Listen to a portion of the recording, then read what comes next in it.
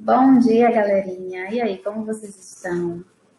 Hoje, na nossa aula, nós vamos falar um pouco a respeito da produção agrícola.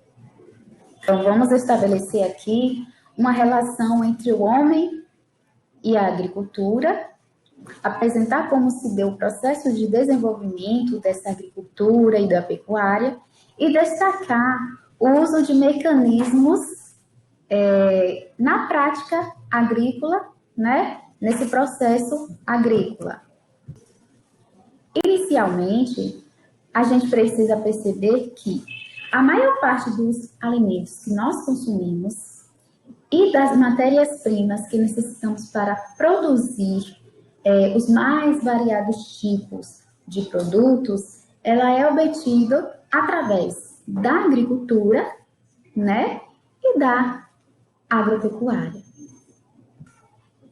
Então, essas atividades, elas podem ser desenvolvidas de diferentes modos e em locais diversificados. Então, nós conseguimos perceber aqui, na primeira imagem, o exemplo da prática da criação do gado bovino, que é criada solta em uma pastagem grande. Agricultores aqui, nessa segunda imagem, que trabalham no arrozal. A colheita mecanizada, onde podemos perceber, e a pequena propriedade rural. Então, essas atividades elas são desenvolvidas de diferentes modos e nas mais diversas regiões do planeta, onde podem envolver o uso de grande mão de obra ou apenas um pequeno número de trabalhadores. Há pessoas que optam por desenvolver essas atividades com alta mecanização, ou aquelas que optam em continuar utilizando ali o método tradicional, que é, como observamos aqui, nessa pequena propriedade rural, o uso de enxadas, dessas ferramentas, né? Dessas ferramentas. E há quem opte por fazer o uso ali de uma mecanização, de máquinas que vão agilizar ainda mais o processo, que vão adiantar ainda mais o processo de cultivo, de colheita, de plantação. Então, em alguns casos, essas máquinas, elas conseguem realizar praticamente quase todo o trabalho aí dessa produção agrícola. Então, as propriedades rurais, elas podem se dedicar ao plantio de mais de um produto ou apenas de um produto. Isso varia de localidade para localidade, de pessoa para pessoa e também de interesses, né? Então, assim como pode haver o plantio de apenas um produto ou mais de um produto, também podemos perceber a criação de mais de uma espécie de animais. Então, aí, todas essas características, ela imprime marcas diferentes, né, em cada lugar.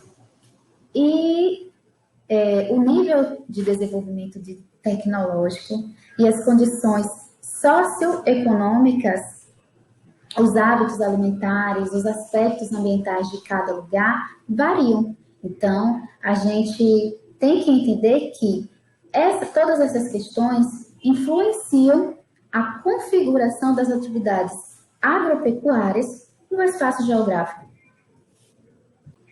Então, darmos continuidade aqui, percebemos que o início do desenvolvimento da agricultura e da pecuária teve início há cerca de 10 mil anos, né?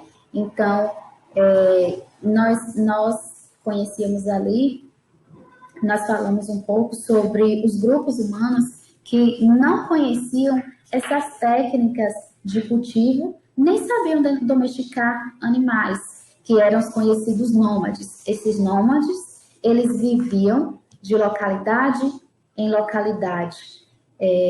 Quando uma condição não estava favorável, eles precisavam sair de um local, por exemplo, quando o inverno vigoroso ou o perigo da seca, né, que muitas vezes eram prolongadas, chegavam, as pessoas elas acabavam se deslocando de região para região. Então, eles iam em busca de condições favoráveis para a obtenção de seu alimento. Então, esse povo, portanto, eles não tinham habitação fixa e eram conhecidos como nômades. É provável que durante um tempo eles começassem ali, eles passassem a observar o fluxo natural da natureza, por exemplo, quando uma fruta caía, que é, digamos, em sua decomposição deixasse as sementes, havia ali uma nova muda. É possível que eles tenham feito essa observação para que assim eles pudessem fazer o desenvolvimento da agricultura e da pecuária, né? Então, a partir disso aí, possa ser que eles tenham começado também a enterrar, né, essas sementes e perceberam o crescimento de novas mudas. Então, aos poucos, esses grupos, eles passaram a domesticar os animais e a aumentar, né?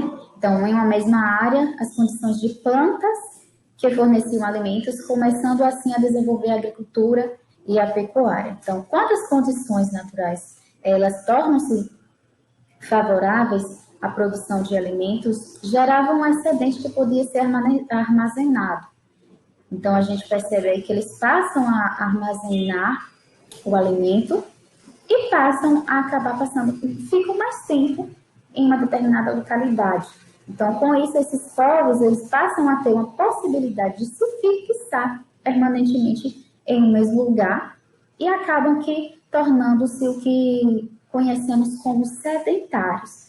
Então, é a partir daí, com as inovações e com o surgimento da agricultura e da pecuária, que há o surgimento dos primeiros aglomerados urbanos, né? Então, a gente consegue que há, dentro desses aglomerados urbanos, o desenvolvimento da divisão de tarefas.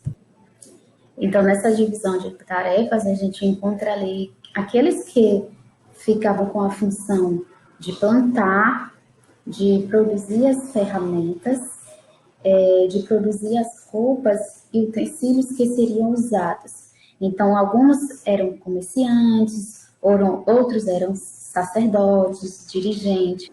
Então, tudo isso, né, todos esses fatores favoreceu o surgimento dos primeiros aglomerados urbanos. Então, ao longo de todo o tempo aí, a agricultura ela passa a desenvolver novas técnicas mais sofisticadas que são usadas no cultivo dos alimentos, na criação dos animais, né?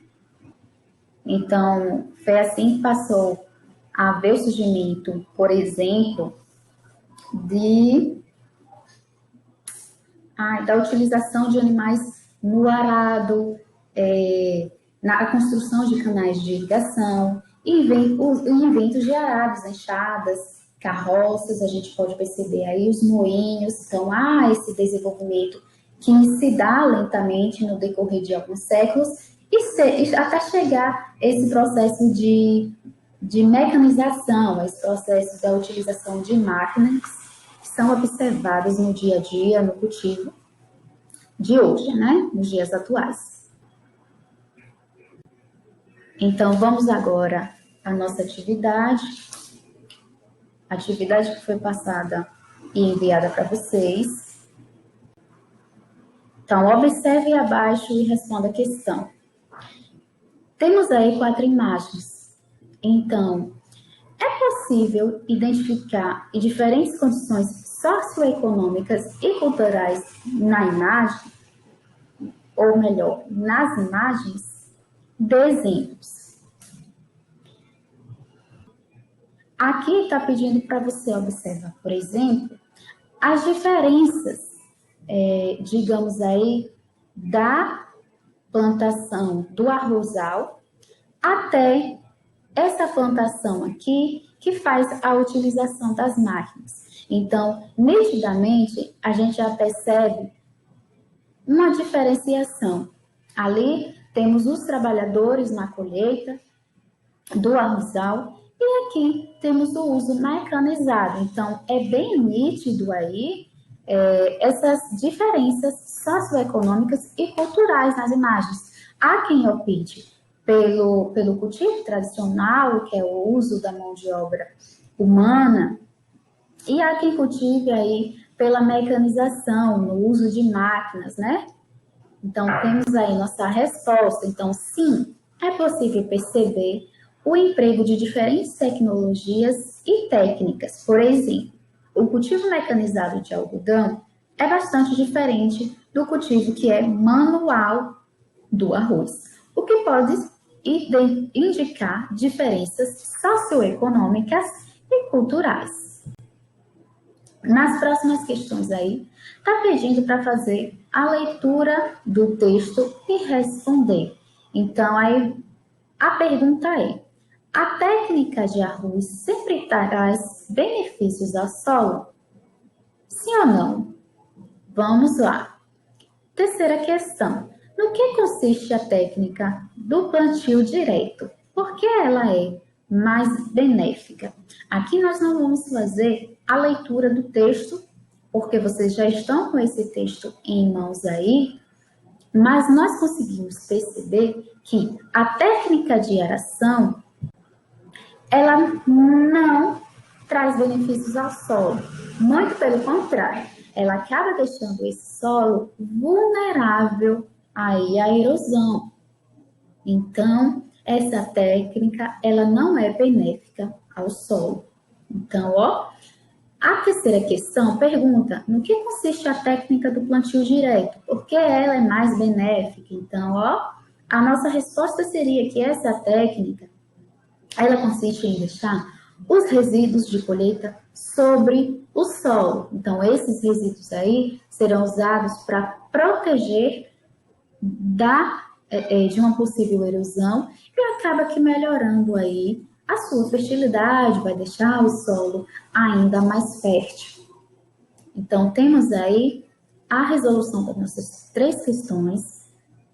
Façam uma correção se tiver que corrigir ou façam os ajustes necessários.